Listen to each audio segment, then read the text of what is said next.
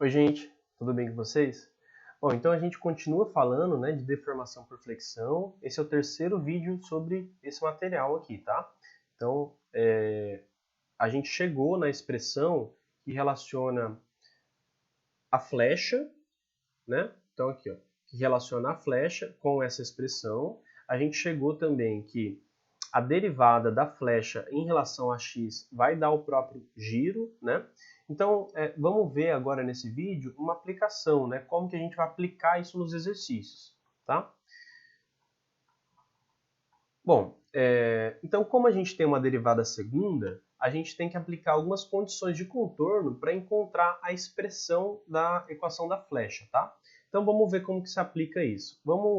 Aqui ele mostra uma situação A e uma situação B, mas vamos se concentrar só na situação A, tá?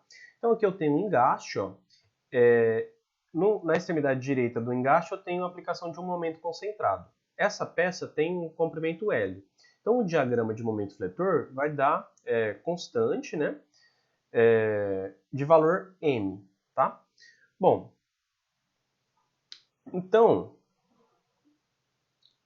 na aula anterior, né, a gente chegou nessa expressão aqui, ó. Então essa aqui é uma expressão que a gente encontrou, né, a gente deduziu, né? Então ela fala que a derivada segunda da flecha em relação a x vai ser igual a essa expressão aqui.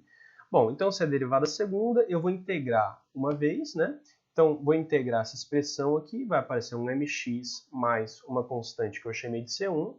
E aí, quando eu integro de novo, né, eu vou chegar na própria equação da flecha, Vx. Então, a flecha vai variar em função de x, eu então encontrei a minha expressão, né, a minha função de x, né? Então, quando eu integro de novo, vai ficar x² sobre 2 mais C1 vezes x, e aí aparece uma segunda constante, uma constante C2. Bom, agora, para encontrar C1 e C2, eu vou aplicar algumas condições de contorno, que aí vão variar de acordo com a própria condição da estrutura. Então, se é um engaste e um apoio, se são dois apoios, se são dois apoios e um carregamento distribuído, enfim, de acordo com a condição de contorno, né, de acordo com a condição do enunciado, essas condições mudam para eu encontrar o valor de C1 e C2. Vamos então para essa situação genérica, né? Então, ó, por exemplo, quando eu tenho um engaste aqui, ó, e eu aplico esse momento aqui, ó, qual que vai ser a distância, né? Qual que vai ser a movimentação desse ponto aqui para cima ou para baixo? Essa distância ela não vai existir, porque eu tenho uma vinculação que ela está impedindo esse movimento, né? Eu não tenho Quando eu faço as equações de equilíbrio, eu não substituo os vínculos pelas reações de apoio. Essas reações de apoio não são responsáveis por impedir o movimento, então essa estrutura ela não está parada. Então, o movimento é próximo, muito próximo ao engaste, ou no próprio engaste, vai ser nulo, né? Então, a movimentação é nula. Então, o x, né, esse eixo x aqui, ele parte da origem da estrutura. Então, para x igual a zero, a flecha, a movimentação dessa estrutura no sentido vertical também é igual a zero. Para o engaste, o giro também vai ser igual a zero, porque eu vou ter um momento aplicado concentrado ali, né? Uma reação de apoio em substituição desse vínculo que não vai deixar essa estrutura, que esse elemento, essa viga se movimentar, girar, né? Então, por exemplo, se eu substituo aquele engaste por um apoio aqui, né? Aqui eu tenho a flecha, que seria essa viga se movimentando mesmo, né? Ela está se deformando, né? O comportamento dela é esse aqui, né? Claro que aqui está exagerado para a gente conseguir enxergar. Mas nesse ponto aqui, ó, por exemplo, eu não tenho flecha. Então, para x igual a zero, a flecha é igual a zero. Nesse ponto aqui, eu tenho giro, né? Então, o apoio ele permite o giro, né? Mas ele não permite a flecha. Pro engaste, ó, eu não tenho nem flecha e nem giro, né? Então, ó, a flecha é igual a zero e o giro, que é a derivada da flecha em relação a x, que é o giro, né, também é igual a zero. Então, a nossa condição de contorno é essa aqui, ó. O giro para x, igual a zero, o giro é igual a zero e a flecha também é igual a zero, né? Então essas são as nossas condições de contorno para esse exercício que a gente está resolvendo, tá?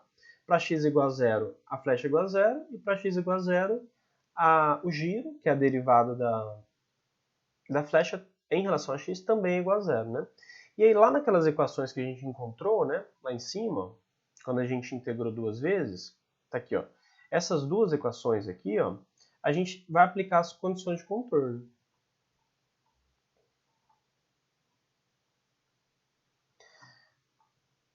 Tá, então aqui, ó, voltamos nas equações, ó. Então, para x igual a zero, então, peguei essa equação aqui e vou substituir no valor de x, eu vou substituir por zero. Então, v de zero, né, a flecha para x igual a zero, eu cheguei nessa expressão, então isso aqui vai anular, isso aqui vai anular, isso aqui é igual a zero, então eu sei que C2 também vai ser igual a zero. Encontrei a constante C2. E aí, na segunda equação, a equação do giro, aqui, ó, nessa equação, para x igual a zero, aí no lugar de x substituir por zero aqui, né? Cheguei também que isso aqui vai anular, isso aqui também é igual a zero pela condição de contorno, né? Cheguei também que C1 é igual a zero, né? Então, eu tenho aqui, ó, nessa equação, substituindo o valor de C1 e substituindo o valor de C2 por zero, a própria expressão da flecha.